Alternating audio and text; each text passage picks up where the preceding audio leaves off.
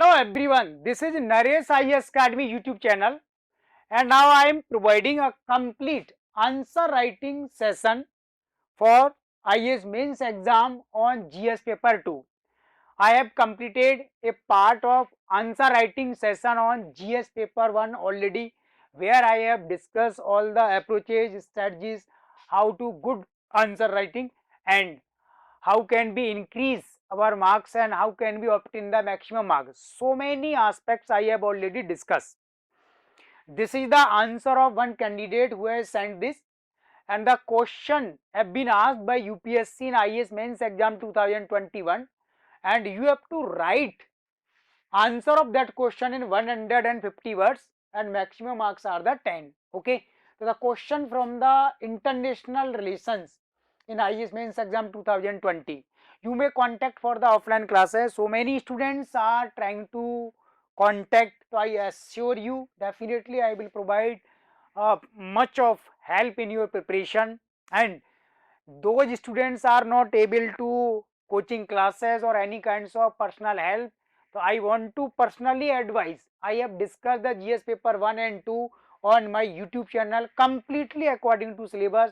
If you are committed to listening or hearing this video, then definitely you can cover most of part of your preparation. Okay, so first of all we have to analyze the answer of the candidate. Question is, the USA is facing an existential threat in the form of a China that is much more challenging than the erstwhile Soviet Union. Explain. Okay, and the answer is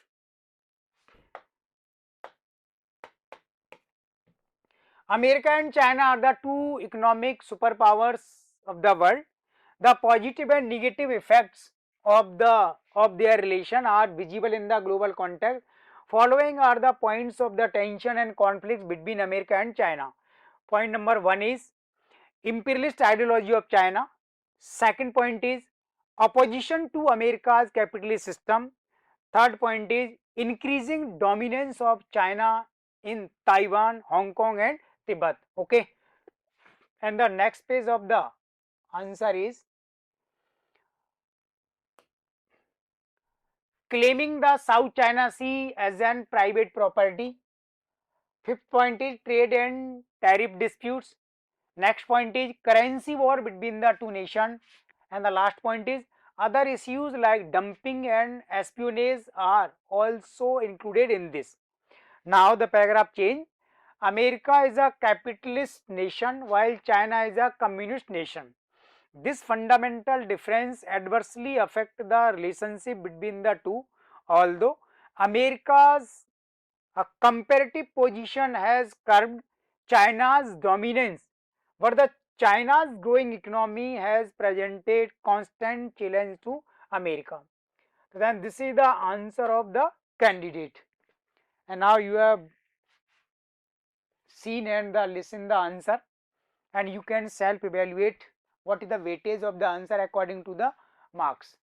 Definitely I can say there is a lack of direction in the answer, and you may get the model answer of all the questions from my website, the Naresh IAS Academy. Okay, then the answer is not deserving, and it is not just like a selection, simply the below average answer, because it has the complete uh, lack of direction, and we can say it have derailed from the direction.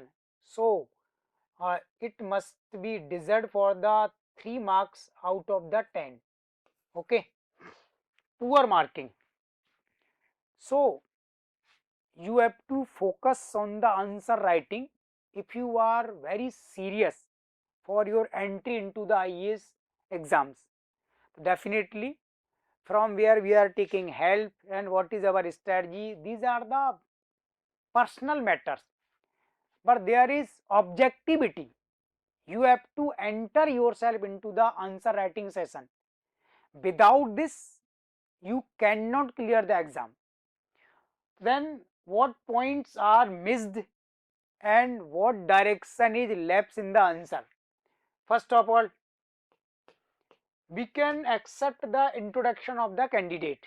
there is no problem, it may be. But the question is demanding. The USA is facing an existential threat in the form of a China. So you have to directly explain the term. So what kind of existential threat is posing from the China before the America? So in the second para, you have to clearly explain this.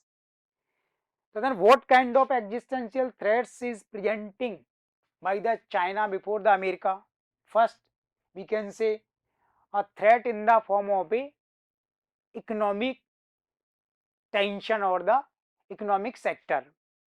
You know, China is the second largest economy in the world just after the America, and this is only a least a gap between the economy of China and America, and now America is expecting in near future very soon China definitely will lead the America.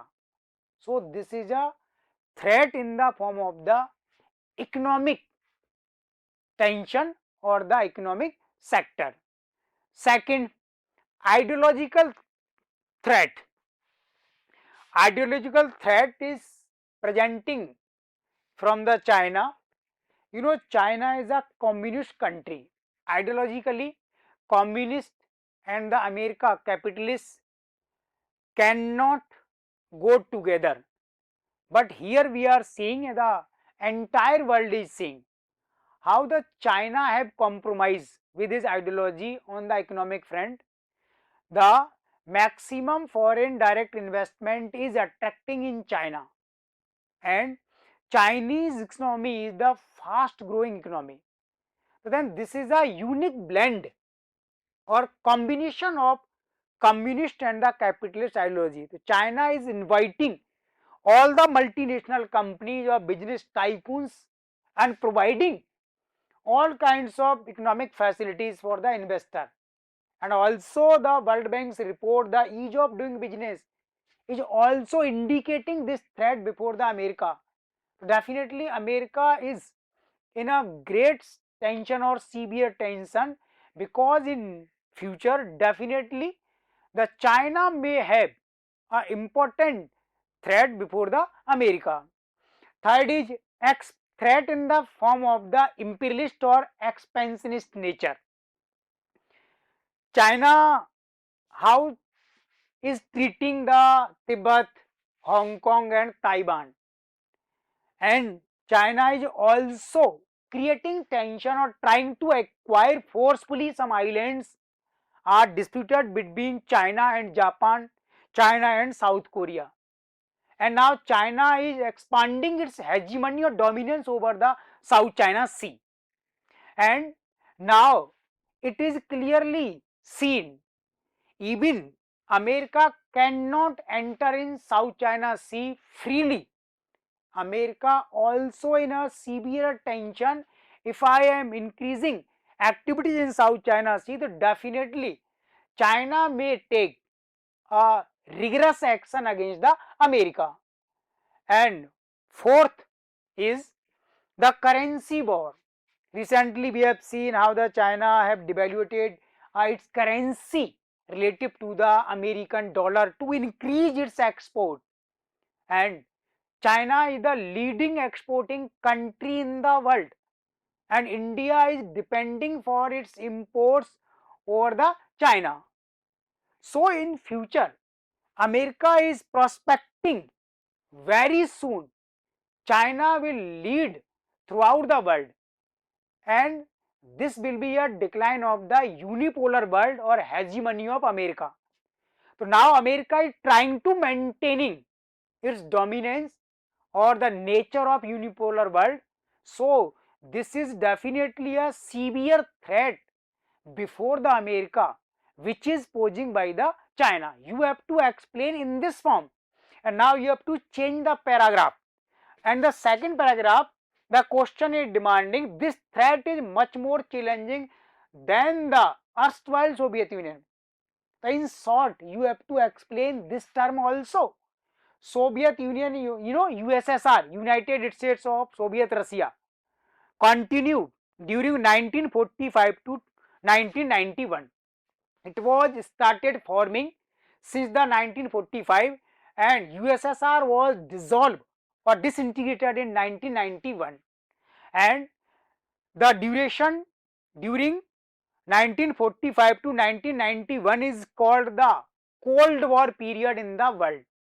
And that time how the USSR challenges the capitalist economy. America was leading all the capitalists that time. But now the question is demanding, the threat is much more than that of the Soviet Union or the USSR. So you have to explain that term. What do you mean? It means that time the Soviet Union was not too much strong on the economic front while the America was exist. But now the China has the sound economic condition. So the America is realizing it is the great threat than that of the Soviet Union, because due to the sound economy you can challenge the America, and definitely you can supersede the America in all the sectors of the global positions. So we can say definitely the economic front is too much strong for the China. This was not favorable to the Soviet Union. That's why America is continuously under a serious pressure. Okay, so this is the main text of the answer, and this must be reflect your answer. That's why examiner may be bound to grant the maximum marks. So you should try to understand the question and highlight the terms are mentioned in the question and try to interrelate these terms. So then you can claim for the maximum marks. If you are not doing so, so definitely this is only a illusion.